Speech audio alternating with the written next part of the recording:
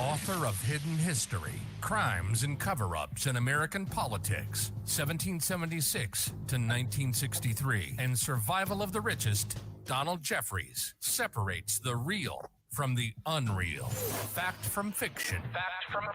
Reverse engineering our manufactured reality. And now, from just outside the swamp-infested Washington, D.C., this is I Protest with Donald Jeffries. And welcome to I Protest. This is Donald Jeffries coming to you every Friday, as I do at this time, as the voiceover says, right outside the swamp infested Washington, D.C. Very special guest today. Those of you who probably might have seen back in the day a 1995 film called Oklahoma City, A Noble Lie. We have Christopher Emery here. Chris was one of the co-producers of that film. He's done lots of other stuff on 9/11 and everything else. I'll let him talk about all his other accomplishments, but very happy to have him. We're going to talk about Oklahoma City and the connections to 9/11 and whatever else he wants to discuss. Chris, thanks for coming on the show. Well, thank you, Don. I appreciate the invite, and it's always an honor to be on. And thank you for Tony for helping me get on and being on the producer side. Well, thanks to Mary. I think Mary Ellen Moore is the one who set this up, right? She's my friend on Facebook, and she was involved in the same film, right? She is. She helped us on the third film, Shadow Ring. But Mary Ellen is our director of public affairs and has done a wonderful job. We're very blessed to have her on board, and she's been with us, I think, for good God, almost 10 years now. So we released the title of the Oklahoma City film, just to help you out here, is Oklahoma City, A Noble Lie, Oklahoma City, 1995. It was actually released in December of 2011. And we're very blessed to, it's still very successful. Our film agent in Los Angeles, who took us under his wing after Amazon censored us after 2.5 years of being on their platform, said, we need more documentaries like yours. So I'm not tooting our horn, but this is a timeless subject, just like several other great filmmakers out there. And this never dies. It's always relevant. So. Sure. And I'm going to be my next edition of Hidden History, which was going to be Hidden History 3, I don't know what it's going to be called now, but it'll be coming out later this year. And I went back into that a lot more into Oklahoma City, along with many other things. But so let's talk about. So was the Oklahoma City event what triggered your interest in these kinds of politics? Actually, I went back to the Federal Reserve studying that back in the mid to late 1990s. Okay. And then the shootout at Ruby Ridge, if on my IMDb profile, it lays out some of the cases that I studied. But I rewind the tape even back. I'll never forget this. I wasn't even 10 years old, and I just moved to Madison, Wisconsin, and it was the Sterling Hall bombing. It was on August 23rd, 1970, at 3:49 in the morning. It was actually the morning of the first day of classes officially on campus at the University of Wisconsin in Madison. Little did I know at that time that we're moving ahead to 2003. So 33 years later, almost to the day, almost to the week, I would be interviewing one of the co-conspirators in that case. And the twist of irony is that his name was Carlton Armstrong. There were 4 guys that pulled that off. Him and his younger brother, Dwight, David Fine, and Leo Burt. We now know, and there's 99.9% evidence of all there was pointing in the direction he was a provocateur with the FBI and the Justice Department to provocateur goad these guys on. Anyway, in August of 2003, I would fly up to Madison, where I was living in Oklahoma City then at that time, and meet with him. And he walked me through the whole thing. And I gave him a copy of the final report, which our Oklahoma City film was based on.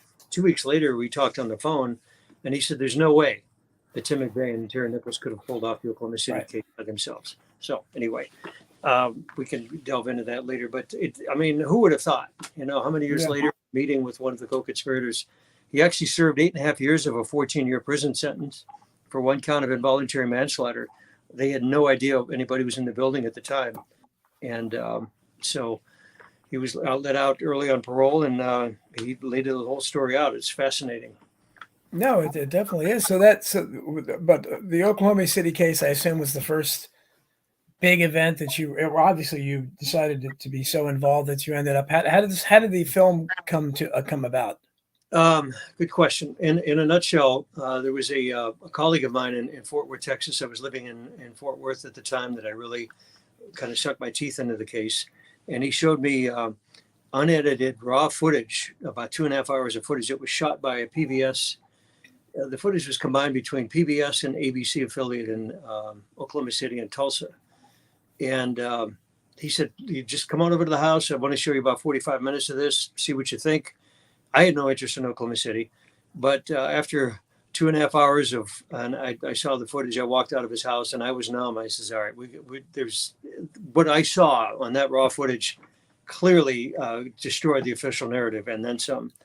And I told him, I says, "I'm going to find, if there's a will, there's a way of funding and eventually relocate to Oklahoma City to work on the film." So 7 months later, I was moving to Oklahoma City.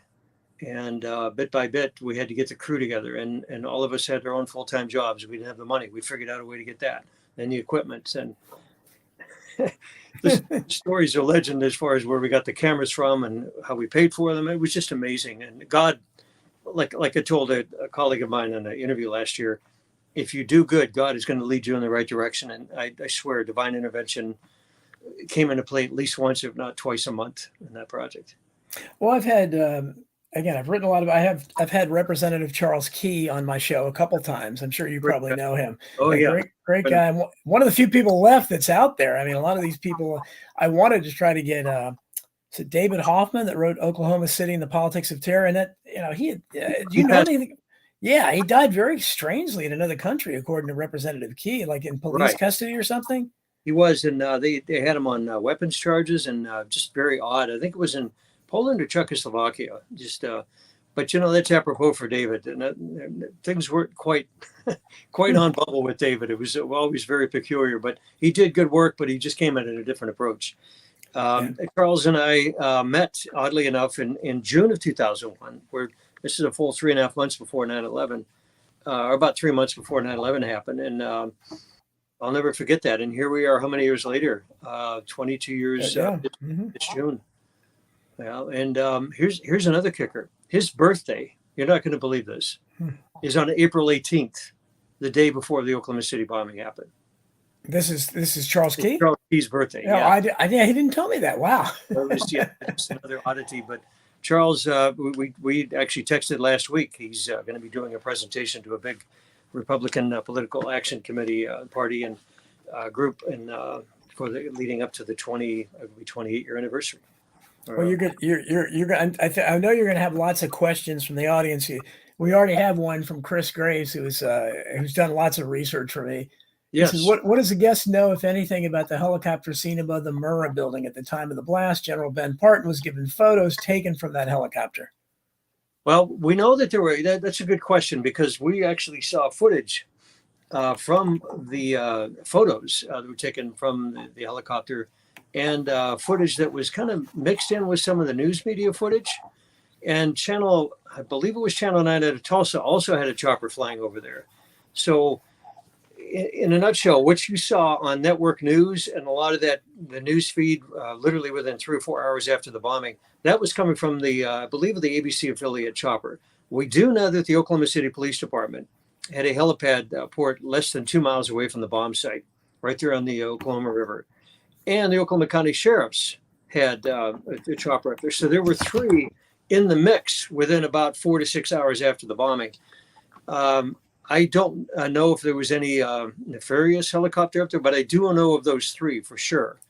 And they were taking crime scene footage and trying to figure out what was going on. And so that's the best that I know of right now. But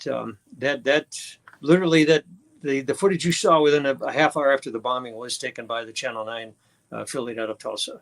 Well, when you made the film, and again, I think I saw it a long time ago, so I'm trying to remember it. And there were a couple other films that were made about Oklahoma City as well, specifically what was in it. Did you? Because Representative Key talked about it, and just trying to call people or relatives of people at this age, I found that very few people want to talk. Let's put it that way. I actually called and talked to Timothy McVeigh's dad last year, but it was like a minute. Wow. He wouldn't talk. I'm amazed he answered the phone, but he wouldn't talk. I'm amazed you were able to get a hold of him, because me too. Yeah, me too. I was shocked. I've been trying to get a hold of his sister, but because usually these people, their phones are disconnected. When you look them up, they've been disconnected and nobody, you can't get a hold of them. But he actually answered the phone, but he didn't want to talk. I don't want to talk at all about it. I said, okay, whatever. Correct. Yeah. I think his son was, I think he was a patsy, but he didn't want to hear it. So I guess he's heard that before. So what witnesses did you get to talk? And I know hopefully Chris will bring these up. And I should know that I researched so much, but there was a woman, the original woman that ran the daycare center that Representative Keyes talked about is still afraid to talk. And there was the guy that was, God, I can't believe I can't remember these names. That right after was seen rescuing a bunch of people. And then Terrence Yickey, Officer Yickey. I was just printing out a bio I had of him. And well, no, it's not Yickey, but go ahead and talk about it because Yickey was the cop. He's very interesting too. That killed himself in such an incredibly crazy way. He was issuing Officer Yickey was issuing a traffic ticket at the Civic Center Music Hall, and I believe that was about 6 or 8 blocks from the bomb site. He jumped in his black and white squad car, dropped his ticket book, and we talked to the gal he was issuing the ticket to, and she was kind enough to return it back to the police department headquarters, not far from where she was actually. But Terry sped off and went right to the crime scene, and he pulled 8 people out. This is while he was, he had a really bad back. He was going through therapy, and it was, I believe he was going to have some back surgery done. But the adrenaline just kicked in. This guy, best of my knowledge, stood 6'5", 6'6", weighed about 275 pounds, big guy, pretty much all muscle. And again, that adrenaline kicked in, and he was just in overdrive and picking people out of there. And he saw some unexploded ordnance, wrote up a 13.5-page report to his commanding officer, Lieutenant Joanne Randall. She told him to cut it down to 1.5 pages, and he just flat out told her, he says, "I'm not going to lie for anybody. This is what I saw, and I'm not lying for anybody." Well, a year and 3 weeks later, he was brutally murdered, found 1.5 miles from the front gate of the El Reno Federal Penitentiary, which is about 32 miles west of downtown Oklahoma City, the crime scene, and out in a farm field, murdered, tortured, and shot execution style. They found him leaning against a tree, no weapon.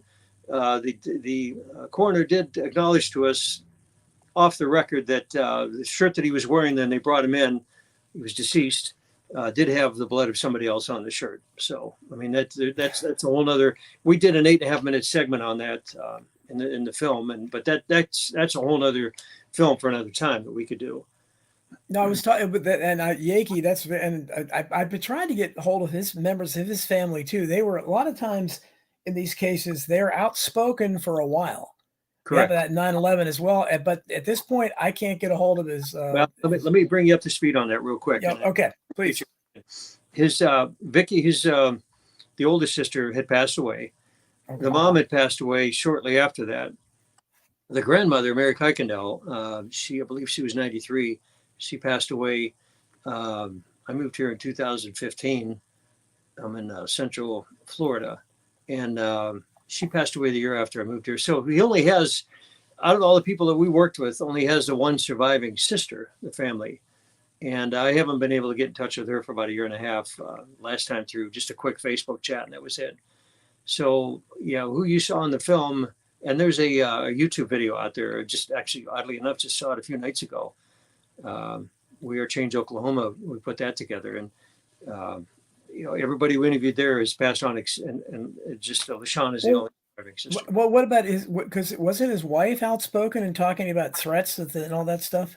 Yes, but she went silent, and and she really turned on us, and we just had to break ties with her. It was unfortunate, but in the nutshell, the reason we know that Terry did not commit suicide, he was already interviewing with the FBI field office in Irving, Texas, for Dallas. At least he was doing his interviews in Irving, whether it had been with the Dallas field office or Fort Worth, we don't know who he's going to specifically work with, but he got to the point where they were actually spending, we found out through a colleague of his that when you take a drug analysis test for the FBI, they drop some serious money on that. And the only reason they do that is when they're serious about hiring you. So all of the arrows were not pointing in the direction of him committing suicide. It just didn't make any sense. Didn't add up.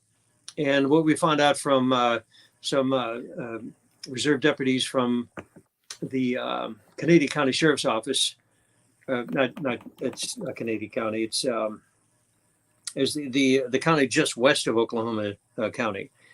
Some of their deputies said that the crime scene where they found him, they don't know who they were, whether they were federal authorities or whoever. We still don't know. But they came in and basically turned the crime scene over with spade shovels within 15 minutes after taking Terry's body out. There's no forensic, no bullets, no casing, no blood samples, nothing. It was all ruined immediately. We do know, now this is odd, that it was on federal land. Okay, that was farmland that was leased to a private farmer in that county, west of Oklahoma County, by the federal government because it was prison land. It was federal prison land, but it was farmland. So the federal authorities had jurisdiction to come in there. So we had Sam Gonzalez, who was the police chief at the time for Oklahoma City, and Bob Ricks, who was the lead FBI special agent in charge, who was fired from the Oklahoma City bombing investigation 8 days after the bombing by Louis Freeh. Why in the world he would show up? This is a year and 3 weeks after the bombing. He shows up in a helicopter with Sam Gonzalez. They did a quick preview in 15 minutes and left. After that is when the crime scene was destroyed. So we know for a fact that those two had absolutely no interest whatsoever in maintaining the integrity of the crime scene and finding out what happened to Officer Yakey. It was absolutely disgusting. And I hold those two still responsible to this day, in part, for what happened to Terry Yakey and the after, and how the family was completely disrespected.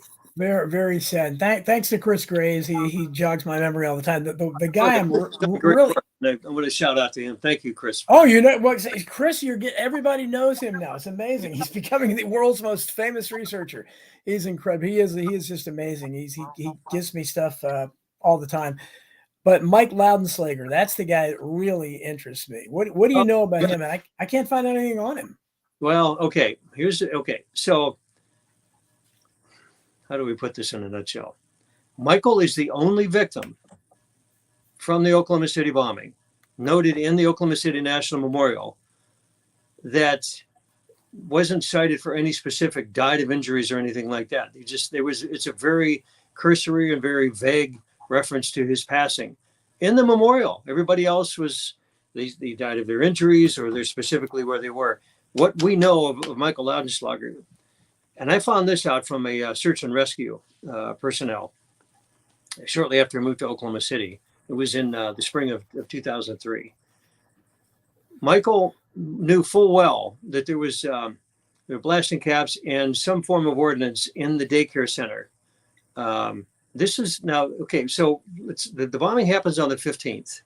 The inspection had to be done on April 1st in order to recertify the certificate of occupancy for this America's Kids Daycare Center. It wasn't a federal, it wasn't the credit union, it wasn't the FBI, the FBI wasn't even in the building. They were in a separate building. They had the Secret Service in there. So it was kind of a hybrid situation where, yes, they were taking care of the kids of the federal employees, but they weren't actually a federal agency. So they had to have a certificate of occupancy. Michael Loudenslager was there when the assistant fire chief came in to inspect it. Had to sign off on the certificate of occupancy and safety. Federal authorities would not let him open the lock to that storeroom under the daycare. And Loudenslager was there and he hit the roof and he said, hey, he knew of some of the management of the daycare. He says, you're talking 4-month-old to 12-year-old kids in there, plus the adults. So when the bombing happens, and I've got this directly from a search and rescue personnel, I'm not going to name who they were with, maintaining the confidentiality. They were there less than 15 feet away from Michael Loudenslager. He was beating the tar out of one ATF agent, an FBI agent, and it took this individual and at least 3 other personnel between the Oklahoma City Police Department and the fire department to pull Loudenslager off of him. He would have killed these guys because he was furious. He knew that there was damage to the building, but it was even more extensive because of the ordnance and the devices that were in that storeroom under the daycare center. So that's literally on Wednesday at between 9:30 and 10 o'clock. The bombing happens at 9:02. Well, we found out that they find Michael at his desk on Sunday morning. Again, this is coming from this search and rescue personnel the person that I spoke with. In the middle of the night, well, early morning hours of Sunday, he's found face down at his desk with a pool of blood, laying in a pool of blood. He was shot in the back of the head. Now, how in the world does that happen? It was basically done as a message to keep your mouth shut. Don't start asking any questions, and I'll be damned if you can start beating any of our people up here because you're pissed off of what you knew what happened 2.5 weeks before the bombing. And so we were set to get his wife on our film, and we were all ready to go. We showed up, and she canceled 3 hours in advance, 2.5, 3 hours in advance before our film crew were ready to show up at her door. Yeah, she just backed out at the last minute. We had that happen with one other. Jermaine Johnson, who was an eyewitness to McVeigh and why he was sitting on the hood of his car with one of his accomplices when he was allegedly on his way up the interstate toward the Kansas border. So that completely mixed up that whole story. She didn't want to come on, backed out literally within an hour after we even hired a stringer photographer to come up from Dallas, spent good money to get him up there because we were short on crew, and she canceled at the last minute. I'll never forget it. So, yeah, I'm sorry, we go on and on with these backstories, but no, yeah, because as Chris points out, Yiki saw Michael Loudenslager alive after the blast too. I think it's a shame because his name is rare enough, and I love it when because it's hard when you're looking for a Lewis or something, but Loudenslager, and so we can find relations out there, but none of them will talk, and so you didn't get to talk to any of them, right? No, we did talk to the wife, and I believe. Now, I didn't personally, but one of our production assistants and researchers, she was really good. She was able to talk, I believe, to one of the kids, either the daughter or the son. If I'm not mistaken, it was the son. And it was the son that talked the mom out of coming on the camera. They set the mom up with a pretty good job with, I believe it was the FAA. They padded the salary on that real good. And so we were putting 2 and 2 together before we were going to start rolling tape. We kind of knew what we were walking into, but it's unfortunate she canceled on us the last minute. The tragic thing about Michael, and like I said, you can go into the Memorial Museum to this day, and I was there last April 19th for the 27-year anniversary, and I made a point to look, and sure enough, they still had the same text and little reference to his name and his picture, and they're very careful. They're walking very careful and not saying how he died. And I thought, wow, this is weird. The only one of the 168 victims that they're walking very lightly and on thin ice, pretty much, is what they're doing. And they didn't want to come out and say what happened to him. So, okay. Just imagine if we had a real free press in this country with all these these witnesses that are out there in the beginning. And now, by the time you made the film, how long had elapsed between the time of the bombing and when you guys produced this film? Okay, we started actually. Pre-production was in 2003. We really started in earnest in August of that year. So we're talking a full 8.5 years after the bombing. And then it was released in December of 2011. So, we're talking, what would have been? Okay, so 15 years or so, 16 years. Here's another weird thing. I remember the Dead Center Film Festival. They have South by Southwest in Austin. Oklahoma City, actually, it's a very good film festival. It's called the Dead Center because Oklahoma City geographically is right like 300 miles off center of the U.S. Manhattan, Kansas, I guess, is the Dead Center. Anyway, we entered that film festival with our film, and we were starting to get some traction. We were getting invited to, at the time, about 1 or 2 film festivals. They didn't accept our film. And it's like, what? This makes no sense. We knew it was a good film, and we weren't bragging about it, but it was very objective. It wasn't poking anybody in the eye. We weren't pointing any fingers. We just say, hey, this is the information. And I swear to God, 95% of the information we had was either based on sworn affidavits, Justice Department's own documents, retired FBI, local, county, state, and federal law enforcement. So we just couldn't figure out why we weren't accepted. So what I did, we did an end run around these guys. This is all right.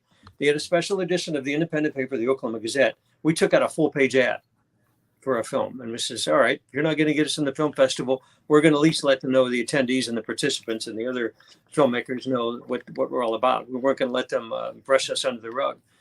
And we had, I remember getting a handful of emails from other filmmakers like, why didn't they accept you in the film festival?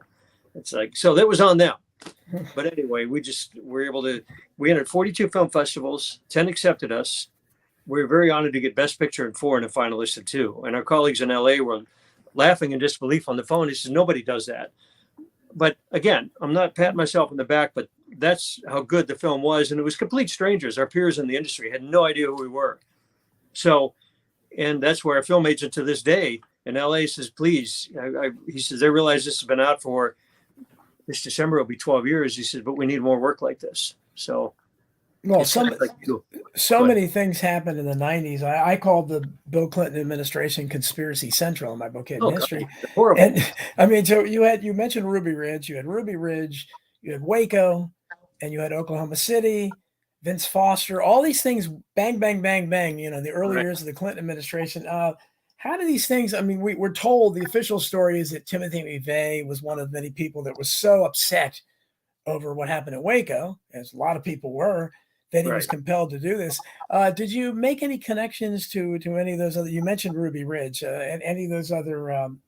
Well, that whole narrative was complete garbage. We know he was working for the CIA, and he was there. He was basically there as a place marker.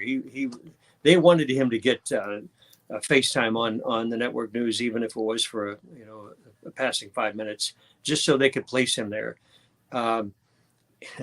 He was there maybe for a total of 3 days, handing out bumper stickers and asking questions, but he wasn't getting irate with the press or causing any problems with any of the local authorities or the county sheriffs or anything like that. So that whole narrative is total garbage. We do know, and in fact, he even wrote a letter to his sister, by the way, who's changed her name and her identity because Charles told me a backstory on that. Somebody gave her her email and phone number, but I can't get a hold of her. She changed her look and everything, and hair color, and it doesn't look anything like what she used to. Anyway, but he wrote a letter to his sister saying, "Hey, look, I'm working for the CIA. I'm smuggling drugs, and I'm an assassin."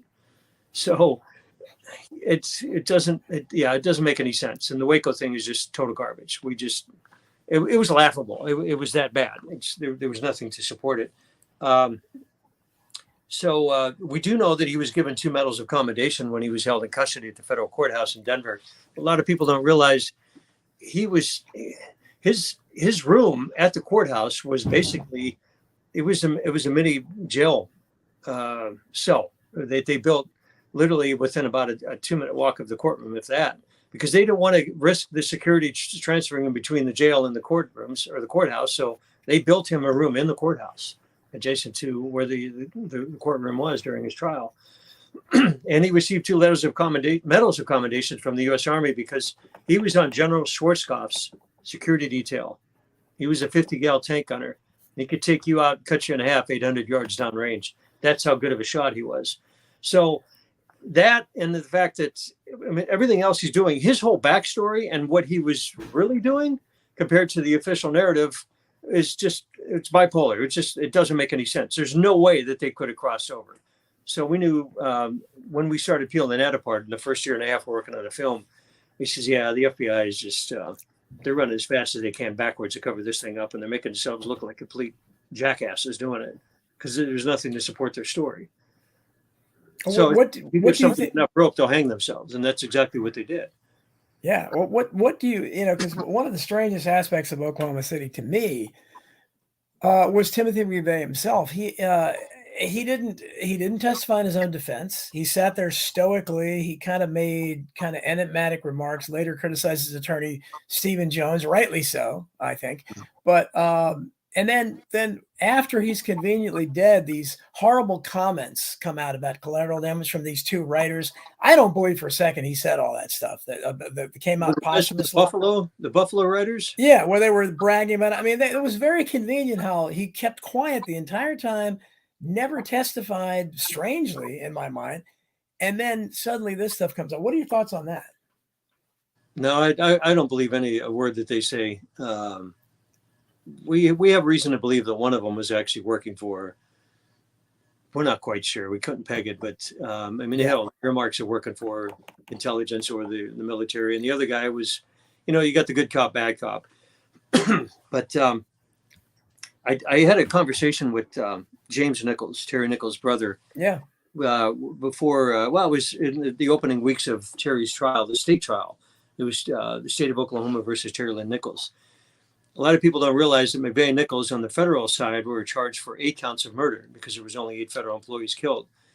The state of Oklahoma spent, I believe, just shy of $3.5 million to do the state trial. And he was tried on state murder charges for 160 counts of murder.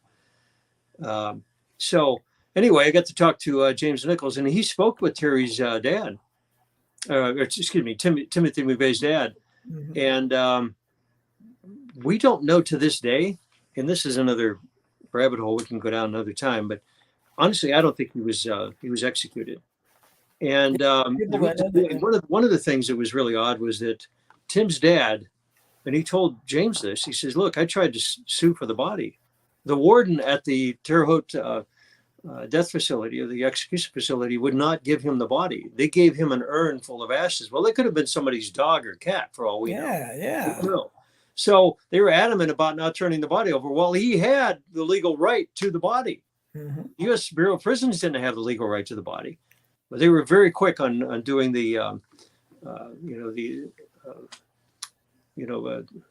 basically, yeah, it's unbelievable. So that was odd, and of course that adds to a long list of, okay, this isn't making any sense. Why would they do this? And so there's still a lot of unanswered questions about.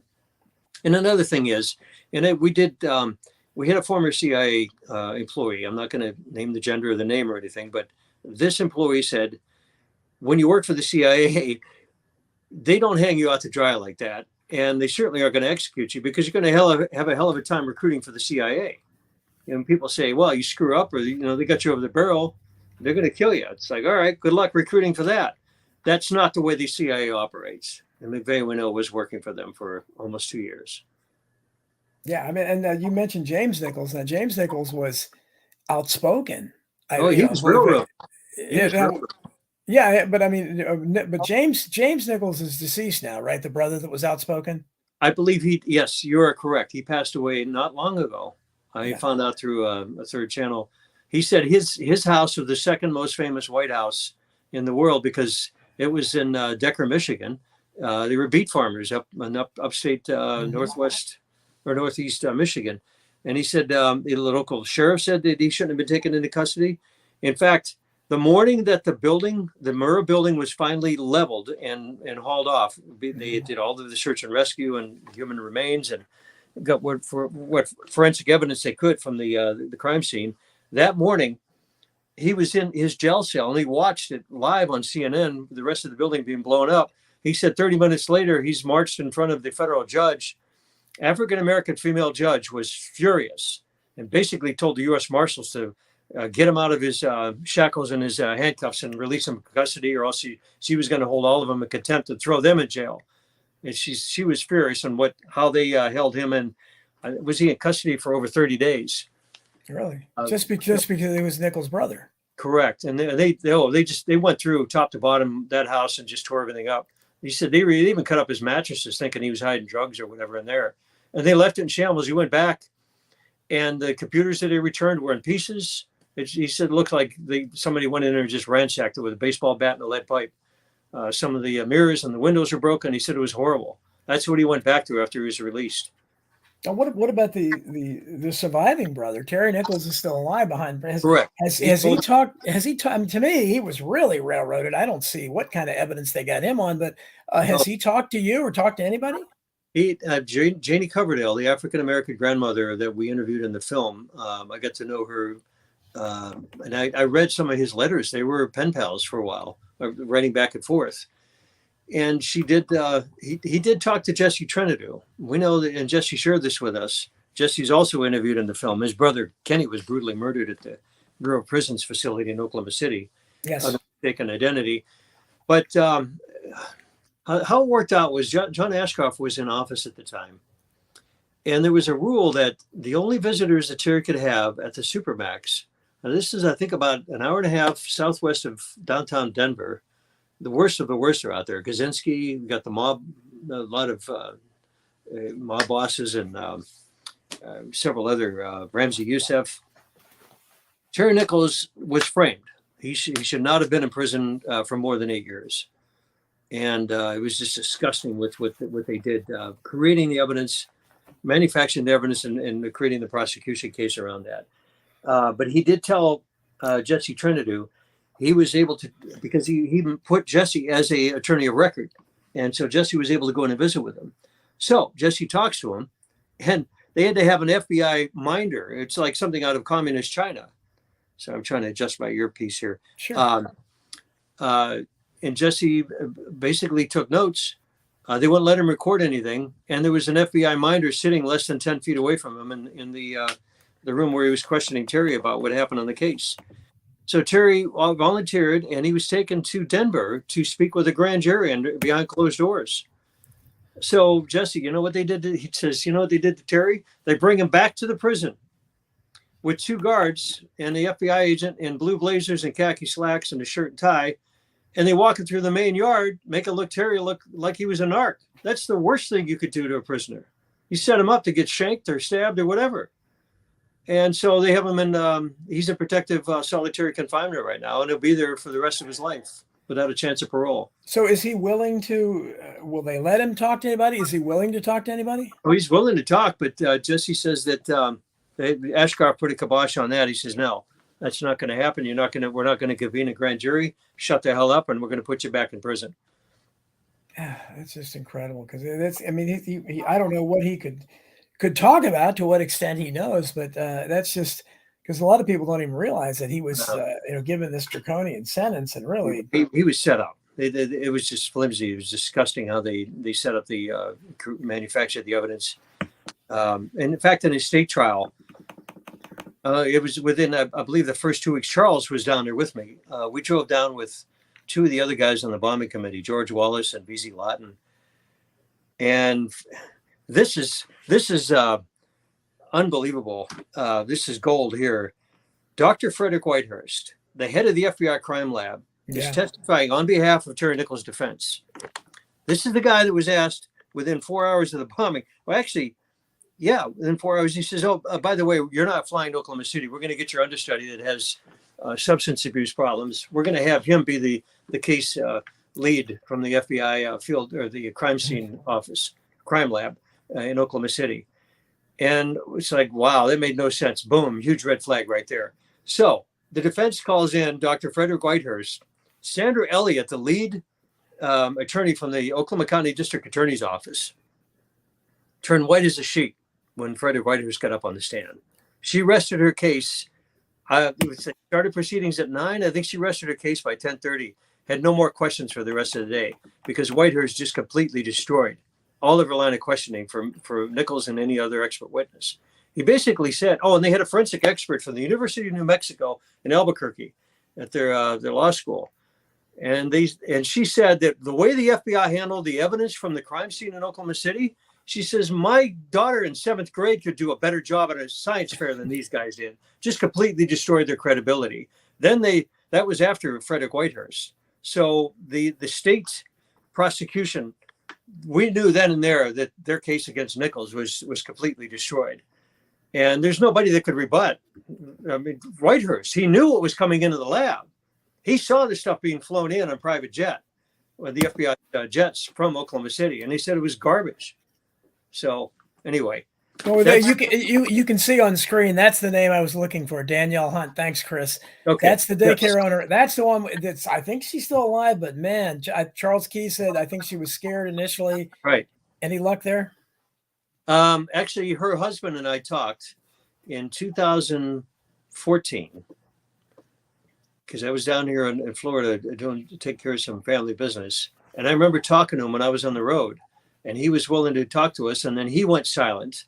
Like about a month after that, I never could contact him again. But I'm gonna share something with you, and this is what we gave with Jesse Trinidad when he tried to sue for the tapes. Not a lot of people know this. My business partner, I'm going to leave the name off the record here because I don't want him getting doxxed. and harassed. Actually applied for a job to be a security guard at the Murrah building a month before the bombing. This was in early March of 1995. He interviewed with Mr. Daniel Hunt's husband, who was actually working for, basically, they had all of the monitors and they were working. It wasn't the U.S. Marshals. It was called the Marshal's Office. It was a detachment. I believe it was some retired U.S. Marshals and some other federal law enforcement agents out of their commanding officers out of Denver, but they were in charge of security for the Murrah building. This, my business partner, basically said that he saw all the monitors, the cameras were working fine, and that he didn't get the job. They decided to go with somebody else at ex-military, and so anyway, he didn't have enough experience under the belt. But he testified on camera, and this would have been in late 2014, where Jesse had a service out of Oklahoma City interview this individual, as well as Janie Coverdale and Don Browning, who we interviewed in the film, to verify where the cameras were. And Don seeing them lifting, have these extended aluminum ladders going up and taking the cameras down off the building. And the prosecution says, well, we don't have tapes. Says, well, what were these cameras doing? And I have a witness here. This is, they were working fine a month before the bombing. I mean, just completely destroying any efficacy or veracity of their story. So yeah, we know that Mr. Hunt, he knew what was going on, but he didn't want to talk to us anymore, and he kept his mouth shut. And I think he's since passed away. Yes, yeah, he has, because we tried to look that in. Daniel Hunt just and Charles Key, I think, told me that they initially had made contact with her, but she was scared off, and so many of these people were. What was the other? Some other. Sorry, I can't read the text. It's a little too small. Yeah. No, I'm trying to. Chris had mentioned another name.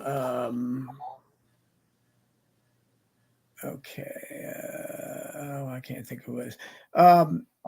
Oh yeah, I know what it was. Vicky Beamer. Vicky Beamer. What do you know about Vicky Beamer? God, I apologize. We've gone. No, I know. So Vicky Beamer's the one that supposedly worked at the car rental place and saw somebody in McVeigh with John Doe number 2. Yeah. Yeah, we weren't able to get a hold of her.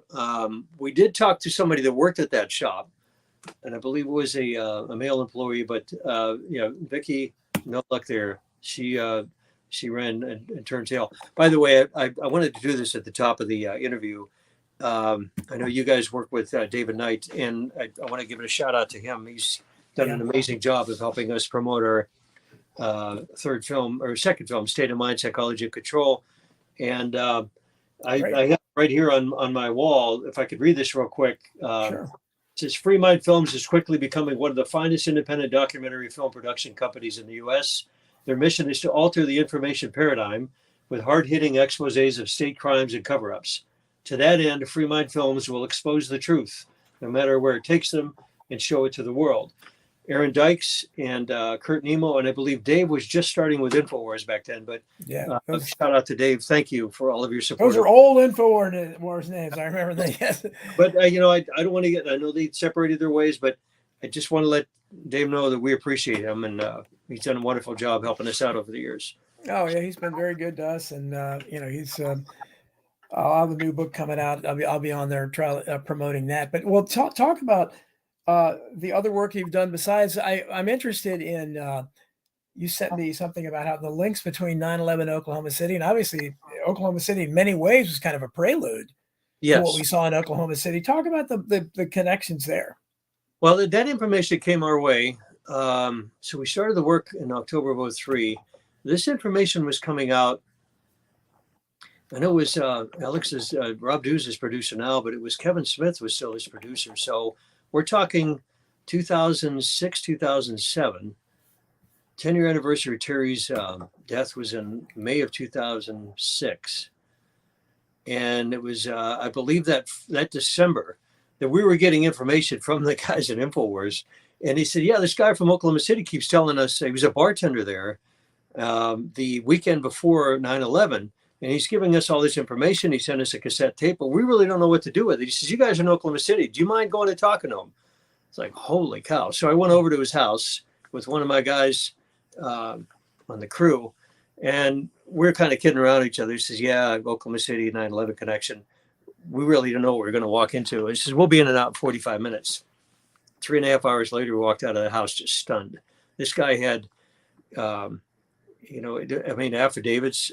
He had written just detailed accounting of what happened on the Thursday. And they were cited at the memorial on Thursday. Friday night and Saturday night, they came into his establishment and picked a fight with some of the patrons. I mean, it goes right down the line. This is the dossier. I'm going to show this on, I'm not going to open it up, but this is how thick all of the information I got from him, including photocopies of the credit card receipt that Muhammad Atta signed. And he says, I've been bartending here for 18 years. And I'll name the place. I mean, I have no compunction about doing that. It's called Graham's Country Western. I don't know if it's still there. We found out through other sources, retired Oklahoma County Sheriff and one guy that worked for the OSBI, State Bureau of Investigation, that it was a prime money laundering operation for God only knows. It could have been drugs or, faulty land, real estate deals, whatever. But they, on purpose, they lost money on a regular basis just to launder money. And they were pushing some serious cash through that place. Anyway, our contact had nothing to do with that. He was he was a bona fide bartender. He'd been there 18 years, bought all the liquor, payroll, he knew it all. And he said when he saw Atta's check, and I've got it, or the receipt, I've got it in these records. There were 4 guys with him. This is on the Friday night before. And they wanted doers. He said, well, we don't serve doers. They had Chevys. And they were at $5 a shot, $3 a shot. So there were 5 guys. The tab came to $15 and he stiffed them. He didn't give this bartender, my contact, a tip. And he says, oh, yeah, you remember people that stiff you. It was just a weird thing that bartenders do. And so he kept that guy's face because he says people that normally don't tip, they're smart asses and they're prone to get in trouble and have a little too much to drink and start fights. And then you got to jump the bar and get him out of there and work with, it's a pain in the ass. They come back the next night and sure enough, he pulled a knife on one of the regular patrons. A guy and his girlfriend and then another couple they were with got kicked out of the bar, and the new bar manager had only been there for 6 months, decided Atta and his 4 friends could stick around. He said it made no sense. He says, by that point, he says, yeah, you don't remember this. You don't forget this guy's face. So the following Tuesday, his face is flashed all over network news. And he says, what the hell? I served this guy drinks, in Oklahoma City. And sure enough, that's when he started putting the whole narrative together. Well, that sounds very much like the story Danielle Hunt told of someone saying he was McVeigh visiting the daycare center. Remember that before? And asking and making provocative comments. And did he say something like, everybody will know who I am? And he spelled his name and everything out. And of course we saw kind of like that with Lee Harvey Oswald, where somebody was impersonating him, but they were trying to get that name out there constantly. Yeah, they were the braggadocio, or they've been ingratiated with somebody higher up, and their handler. Well, we know McVeigh's handler was Larry Potts, and that's Terry Nichols just flat out said that he was number 2 under Louis Freeh of the FBI. Yeah. In fact, going back to the state trial. I mean to jump around here. I'll work with your whatever train of thought you want to go with here. Sure. But in the state trial, this is what made the presiding judge, Stephen Taylor, was furious when John Ashcroft, and I believe Eric Holder had something to do with this, would not let the defense counsel call Larry Potts as a hostile witness to testify at the trial. And Stephen Taylor, who later told me, oddly enough, he lived in the apartment complex, Regency Towers, across the street in catty corner from where the Murray building once stood. And I'd see him jogging by my apartment all the time north of downtown Oklahoma City. And so I stopped him at the post office there, chatted a few minutes, and I asked him about the Larry Potts thing, and we could tell his radar went up. And he says, yeah. He says, nobody comes in my courtroom, regardless, and telling me who I can and cannot have as a witness in my courtroom. He says, I'm the final say-so on that. That's just utter disrespect when you do that to a judge, regardless of a hostile witness or whatever. And the temerity and the arrogance of the Justice Department had basically telling the judge to basically F off. He says, no, we're not letting this guy come in your courtroom. And he wrote a letter, fired off a letter to Ashcroft, and it took him about 3 days to cool down and realize who he was dealing with. That's how arrogant these bastards were. Well, absolutely. Thanks to Swampy McGee, he's posted. You can see up on the. Well, you might be able to see on the screen now. It sounds like what a press release for your film. A Noble Lie is the culmination of years of research and documentation conducted by independent journalists, scholars, and ordinary citizens, often risking their personal safety and sanity. Certainly, a Thank you. I great appreciate accomplishment. Yeah, that was nice. Thanks for finding that, Swampy. Chris wants to know what is he. Chris always finds there's connections everywhere in these things. Oh Does yeah. does the guest know about the Chandra Levy and Gary Condit connection to McVeigh's execution? You're not going to believe this. Okay. Unbelievable. I was speaking. In fact, Charles and I were at this. It was a speaking event in July of 2005, June or July of 2005, at American University in Washington D.C. By anybody that isn't aware of this, that's the crucible. That is the proving grounds, the training grounds for CIA, young assets for the CIA. Anyway, we just happened to. We were asked to speak there it was a 9/11 Truth Convergence. One of the many stops they had that year around the country. And we spoke at one of the small conference rooms about the Oklahoma City case. On the way back to the airport to catch my flight back to Oklahoma City after everything had done, the taxi cab driver, I told him where I was there in the movie I was working on, African-American gentleman, turns around and we're at a stoplight. And he says, "Do you know the connection between Chandra Levy and Oklahoma City and Gary Condit?" And I just, what the hell are you talking about? And he walked me through it. So that's what he says. Yeah, we never really had a chance to dig into that whole thing, but God only knows, that poor gal, what she got herself into. And, Yeah. it's just, She was into it's something. kind of thieves out there. Once you're inside the belt. Yeah, was she? I think she was missing for about a year, and then they found her body right where they had searched many times before, which is I hate to laugh about it, but and your colleague Mary Ellen Moore is here saying Tim McVeigh, a Fed or CIA. I think you've said you thought he was CIA, right? Yeah. It's, I mean, and why he was good enough to be on Schwarzkopf's security detail, the supreme Allied commander of all forces in the first Persian Gulf War. It just doesn't add up, guys. This is not some lone nut handing out bumper stickers at Waco 2 years before. Give me a freaking break. White Wolf says that A Noble Lie is on YouTube. That's amazing that it's on there. Well, there are copies on there. We're trying to take it down now. The YouTube Red, which is a pay-per-view channel, our film agent is trying to make inroads with that. So that may or may not be part of that. But every couple of weeks, I have to take down the pirated copies. Okay, and Mary Ellen, she mentioned this to me before, so we're going to cover. I mean, we're almost at the top of the hour, but I mean, with this is a 2-hour show. Can you go for the 2 hours? I'd love to have you if you can. I don't want to take up time for your other guests. No, I don't have anybody else, and a lot of times I'll just rant. But this is great because you know so much about all these things. Mary Ellen says, have Chris talk about his knowledge of TWA 800 when he's finished with OKC. So that's another very interesting case. Oh yeah.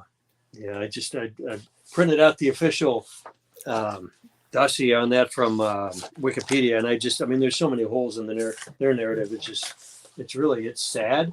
It's like we're dealing with rank amateurs at Wikipedia, but we know who Wikipedia is, and yeah, you had it, and it's interesting now with Robert F. Kennedy Jr. entering the race for president. There's a Kennedy connection there, Pierre Salinger, who ruined his career. This guy had been having a gravy job for years in Paris as ABC correspondent in Paris, and he comes on and starts promoting the missile theory. Right. And boy, they just lambasted him, and he had no more good press after that. That's one of the things I remember. Salinger did it. He really he stuck his neck out, and I have to commend him for that.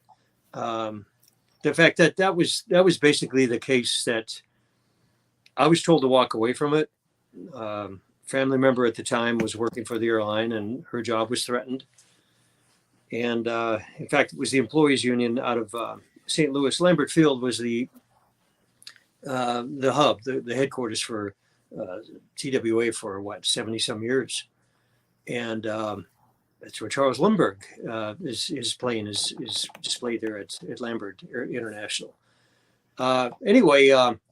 but when her job was threatened, the employees union, who was actually the International Association of Machinists, was the employees union at the time. They were huge contributors to the Clinton reelection campaign. So you could see what direction those arrows are pointing in. They did not want the truth to come out because it happened during the Clinton administration. And it was the only time I got called in a closed door meeting to a boss that I didn't work for. And he said, look, I don't have a choice. He says, I'm going to have to fire so-and-so if you don't walk away from this. And it was was pissed off. I was bummed out for 2.5 months. And it was toward the end of that, coming out of that funk, that I was contacted by Jerry Longspaw, who's no longer living in Fort Worth. And he says, look, take a look at the Oklahoma City case. So there was some energy pointing in the right direction there. Just odd. So you close one door and you open up 3 more, as they say. So. Absolutely. And so Chris said he actually talked to McVeigh's sister. I haven't heard that before. That's pretty amazing. Oh, okay. There's a connection between Andre Strassmeyer was involved with the Murrah building. We know that. And also Logan Airport in Boston on 9/11. I didn't know that. I'm not sure what the connection was with Logan. I know Strassmeyer's dad was the former chief of staff with Helmut Kohl. His dad was pretty much the personal assistant to Helmut Kohl. Who in and of it, Helmut Kohl had some corruption, but it's neither here nor there. It had nothing to do with Strassmeyer's dad. But Strassmeyer, we found out through a source in Fort Worth, Texas. It was the Texas. It was a militia. It was called the Texas Light Brigade. These guys ran around on motorcycles and motocross bikes and stuff, and they played cops and robbers, so to speak, and had their guns and their. I'm not denigrating what they were doing, but they got in with Strassmeyer, and they called him out when they saw him punching the security code in the back door of the federal courthouse in downtown Fort Worth in the middle of the night. And they said, look, we're not going to guarantee your safety anymore. You got 24 hours to get the hell out of Dodge, or else you may come out missing. And that was basically told him to get the hell out. They knew he was a Fed when he was doing that. Who has the security code to the back door of the federal courthouse in downtown? Give me a break. So, yeah. And then he ends up showing up in LOM City and making himself known there. And so. White Wolf says the cremation without authorization of Ken, that is contrary to statute in most cases. Yeah, I mean, in most states. I did not know that. And I'm surprised that McVeigh, it sounds like McVeigh's dad at least was willing to. Oh, that was what he said to James Nichols, that right? You said. Correct. He wanted to give him a proper burial. But God, it's his dad, Yeah. So he had every right to the body. So, by the way, we found out also, James said that there were 3 hearses that pulled out of the death chamber that day just to throw off the media. Nobody knew. But then again, if it was a hearse, why was his body cremated? It's just like, okay. And the dad was expecting to have a body in one of the hearses. Well, they all came up empty. There were empty caskets in there. And then he was handed an urn with his ashes. My friend Vince Agnelli asked if did you ever talk to Brett Macy, son of the late Bob Macy, district attorney? I had no idea that he even had a son, but Bob Macy, God rest his soul. He it was either dementia or Alzheimer's in his final days. So even if we were to get a hold of him, we wouldn't have got a straight answer out of him. So yeah, that's see if we have any other. But yeah, what work have you talked about David Knight promoting? Talk about the film that this is your third. What other films besides The Noble Eye are out there that you log on to our website, freemindfilms.com. We released State of Mind, Psychology of Control in July of 2013. And we had it was a big rollout. My God, we sold 10,000 regular format DVDs and 5,000 Blu-ray. They were gone within 4 days at InfoWars. And David was a huge part of that promotion. And then we released that was you could tell the production quality from our first film to the second film was quantum leaps. We rolled over 95% of our profit we made on the first film into the second film because we knew we were on a moving in the right direction. We had a good crew and good researchers. And then the third film was released actually 2 days after I moved down here, and the first week of June of 2015. And that's called Shadow Ring. So State of Mind, Psychology, Control. is basically we interviewed. I think we had 23 on the wish list. I think we were able to interview 18 or 19 of them. I don't believe all of them made the final cut, though. These are peer-reviewed authors and experts on psychology, literally from the day you're born until the day you die, whether it be education, media, nutrition, indoctrination on television, or scholastic studies or kindergarten, whatever. We go through the whole gamut of the history of how people are manipulated. And all of our films were intended to be not the final say, but a primer, just a good stepping stone, give you a good set of building blocks to work from and make your own decision. You do your own research from that, and at least you have something bona fide and objective to look at that isn't being shoved down your throat. And it's not a bunch of garbage. These are experts that are well-rounded and well-respected within the field of their work. Shattering is a microcosm of world history from right after the Spanish-American War to just before the 9/11, or excuse me, the first Persian Gulf War. That we said, look, history isn't just by chance. There is a deliberate and methodical path that is followed by, as we know now, the World Economic Forum and the likes of these Bond villains, Klaus Schwab and his ilk. And at the time, we go over the history of what Henry Kissinger and Zbigniew Brzezinski and all of those guys were doing. They're the predecessors, to Fauci and Klaus Schwab and all these other complete maniacs that think that they can rule the world. So I've worked on a fourth project, Astro, which is a sci-fi film. In fact, I've got the cover in the DVD here. We did a behind-the-scenes making-of documentary. The director of that film asked me to come on board, separate from Fremont Films, because he liked the way our style we did on our first three films. And he says, I want you to do a behind-the-scenes making-of, interview the crew, the cast, the stunt people, the folks that brought the money people that were in here. State of New Mexico, man, they rolled out the red carpet. Their whole film commission did a wonderful job for us there. In fact, some of the same people that helped with the popular series Breaking Bad, which I think was just coming on. No, they were in their third or fourth season. We crossed over with some of those folks that were helping with the funding on that. So it was nice to meet those, see how that was going on behind the scenes. And then I was very honored. Mary Ellen was involved with the first episode of COVID Land. She helped. She was executive producer on that. So I got our graphic artist, and Paul Wittenberger did an amazing job. There were 3 episodes released. Paul has been with us since the early days. He's helped us on so many things. COVID Land, that was InfoWars, right? Well, they helped promote it, but it was a separate. It was Paul. I remember them showing. I think they showed it on there, right? Yeah. Correct. They promoted the first 3 episodes on there, and I stepped forward with our graphic artist, and I helped Paul redo the artwork for the movie film for the first episode. So, in that limited capacity, I was proud to be affiliated. And Mary Ellen Moore was involved in that. Correct. She was executive producer on one of the executive producers on that. Well, she's been so supportive of me. I need to look at more of what she's doing. That's fantastic. We'll talk a little bit because my next book coming out is going to be called Masking the Truth. It's going to be all about COVID and what I hope is the real story of it. But I call it the greatest psyop of all time. Oh, sure. And this is and I think COVID Land was what I remember watching it on InfoWars and was impressed with it. But there's so much out there. I mean, the world was shut down, and I became so disillusioned over this because I never thought we were outnumbered to the degree that we are. The fact that so many people bought this without questioning and did so many silly things like putting a mask on to enter a restaurant, but when they got to the table, you could take it off. I mean, I'm saying, why are you're just obeying everything, or why aren't you questioning this? I remember the press conference they had. It was that March 13th. It was that Friday, Thursday the 13th. Donald Trump's up there with Dr. Birx, the lady, the infamous scarf lady, and they had Mike Pence and Dr. Fauci there flanking him. And I told my dad was, he's in his mid 80s. And I says, Dad, mark my words. This is Anthony Fauci. He's a snake in the grass.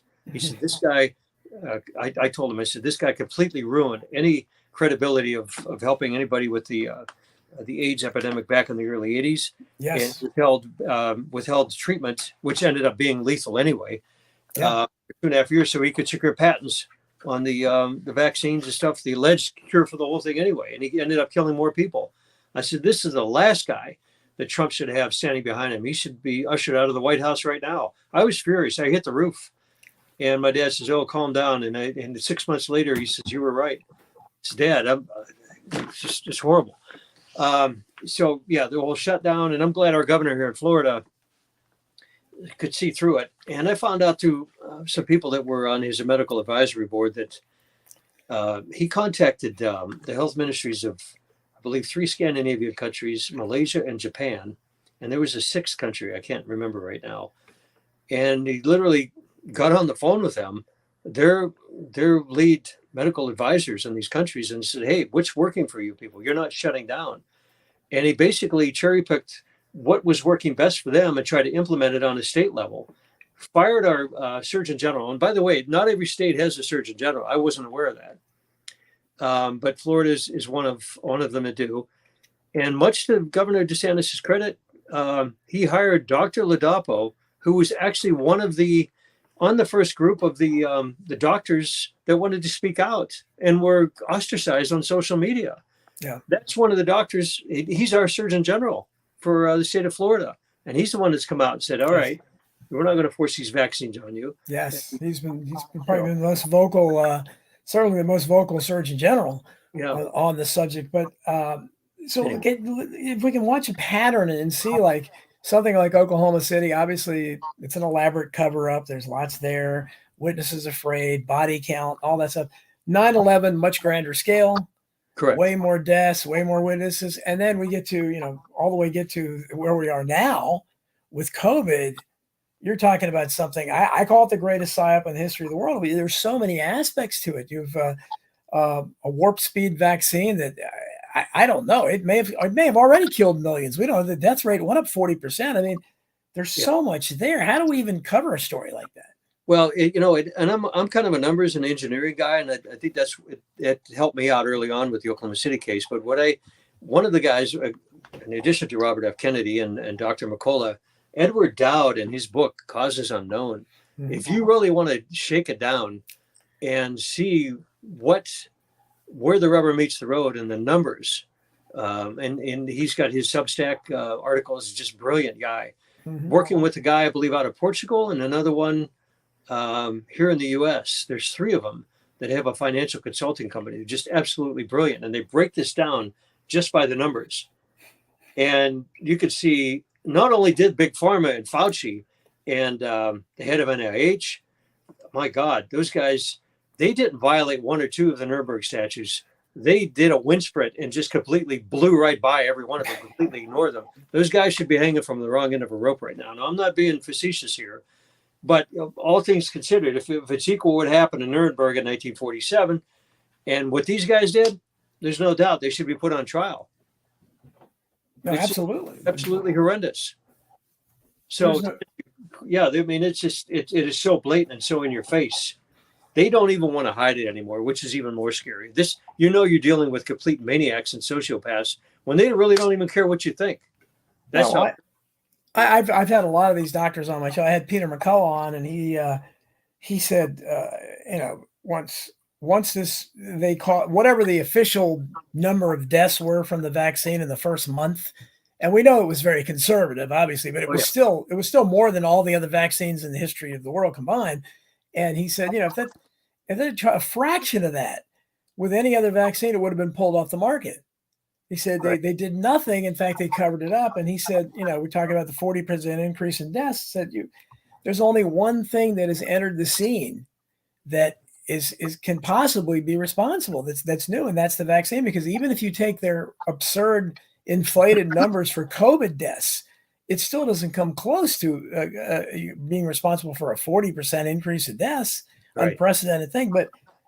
Why do you think people are so? I mean, they're so vested, and obviously there's families like mine. There's fractures in families over this, and people are so emotionally vested. You just think they just never want to admit that the so-called conspiracy theorists were right.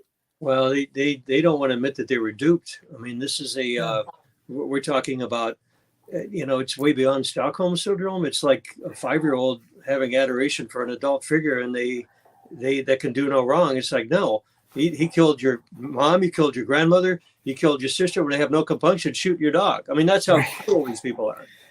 Right. So, That's exactly right. Again, and I want to get to back to Oklahoma City. Harlan Stonewall said, "Did you know if that McVeigh went to Arizona to visit Bill Cooper, which is a favorite of a lot of people, including Chris Graves and my producer Tony? Did you know that?" I did not. I really didn't get into the Arizona part of it, other than Michael Fortier and Kingman, Arizona. By the way, Napolitano, I think, was with the state of Arizona back then. Not Judge Napolitano, but the former Janet Napolitano. Yeah. She's another snake in the grass. Just weird connections to what she did there, and Trump and that whole thing up with McVeigh. McVeigh was set up. I mean, there's no doubt about it. And like I said, I don't think he's dead. I think he's alive, and he's under witness protection. Because you don't do that to CIA assets. It's just not the way they roll. They never have. Yeah. And that's, of course, then you end up getting way down the rabbit hole, but then you have something like anecdotal evidence of his own father, who's not willing to talk, really. I can testify to, mentioning something like that. I mean, that's kind of you wonder if these families, and again, I don't know, because most of them don't talk. If these people, they know the truth, they're just terrified behind closed doors. Are they? Let me share something with you guys, and a lot of folks aren't aware of this. About 2 months after I moved to Oklahoma City, I met with Hoppy Heidelberg, he wasn't the grand jury foreperson. He was one of the members of the yes. They impaneled that grand jury in January of '95, and they were for 10 months. At the end of October, they finished their assignment, and they had another grand jury impaneled. So the bombing happens in April, and Hoppy was a member of Mensa, and you got to be pretty sharp to be a member of Mensa. Mm-hmm. But he didn't brag about it. He just says, "Hey, it was a privilege of being selected by Mensa." Anyway, I'm sitting at his kitchen table, and this guy was a multi-million-dollar horse breeder. He said within 2 months after the bombing, when they were starting to get the information coming in, he says it wasn't adding up. And that first week of October is when he wrote a 2-page letter to Judge, I want to say David Russell, if I'm not mistaken. And he asked him for 22 different things, including shop drawings, experts to be brought before the grand jury, demolition experts, FBI agents, what they saw. They wanted a well-rounded view of what, not only on the physical side, but the eyewitness side, what happened, and during search and rescue and search and recovery. None of that was granted. The judge had 3 choices: either to grant the requests and make arrangements to have these people come in, to say no and give reasons why, or to dismiss Mr. Heidelberg without any reason. And he chose option number 3. Yeah. Well, Hoppy told me he continued to ask questions, and he kept popping his mouth off on TV, not being a jerk, but say, "Hey, we need the answers here. I'm part of the grand jury. I'm no longer on there, but this is what I discovered." Well, that didn't sit too well with the authorities. So I'm sitting there at his kitchen table. This is late February of 2003, and sharing a pot of coffee. And he says about it would have been in December of 1995. He got a visit from a lawyer. Came in with a cowboy hat. He says, "I'll never forget. He had a nice sport coat, pressed shirt, pressed jeans, nice boots." He said, "This is a $high cowboy. This isn't somebody that comes off the ranch, working a couple of a day or so in the field." And he was sent there by who we now term as the deep state. This is beyond the CIA and beyond the Oklahoma State Highway Patrol or anybody, or the governor's office, and basically gave Hoppy a choice to either keep his mouth shut, or he was showing him pictures of where his grandkids went to school. This is out of state now, where his kids were going to school, grandkids. And they knew where his wife worked, at the bank, not far from where Hoppy's ranch was. And basically gave him the ultimatum that if he didn't keep his mouth shut, things would start happening within 24 hours. Wow. Absolutely disgusting. In fact, I was sitting there and I was almost in tears, and Hoppy was choking back. He says, "Yeah, can you imagine?" And I says, "Hoppy," I says, "I can't even imagine having somebody come in Uh, and he was basically the good cop and the bad cop all in one. He says, "Look, I feel for you. I know what you're trying to do, but he says I don't have a choice. I was sent here to deliver a message, and you have to make a decision within the next 24 hours what you're going to do." That's how disrespectful. They have no regard for the sanctity of human life. They will kill your grandkids or your wife or your children without any reservation at all, just to make sure that you're shut up. This is coming from a member of the grand jury that had at least the wherewithal and a level head to say, hey, you know what? Something's horribly wrong here. These people are being lied to. We deserve to know the truth. And this is what I need to know. And they just wanted to shove them down a hole. Well, Heidelberg was, very unusual. So he really did want to get to the truth. And he ended up, I know he was on Alex Jones and we all knew about him.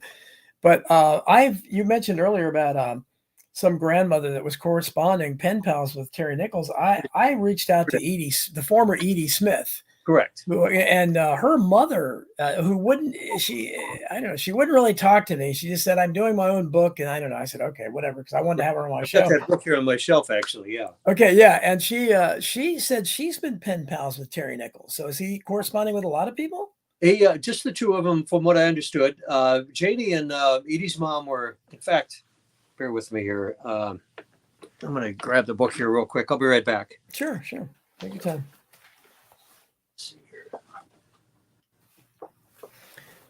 Let's just see what else we have here. I'm going to ask him about Ben Parton, to Randall Heather. Okay. It was, here it is. After Oklahoma City, Shocking Truths. Kathy Sanders, that's it. Yes, Kathy Sanders, yeah. Kathy Sanders. She's done a great job.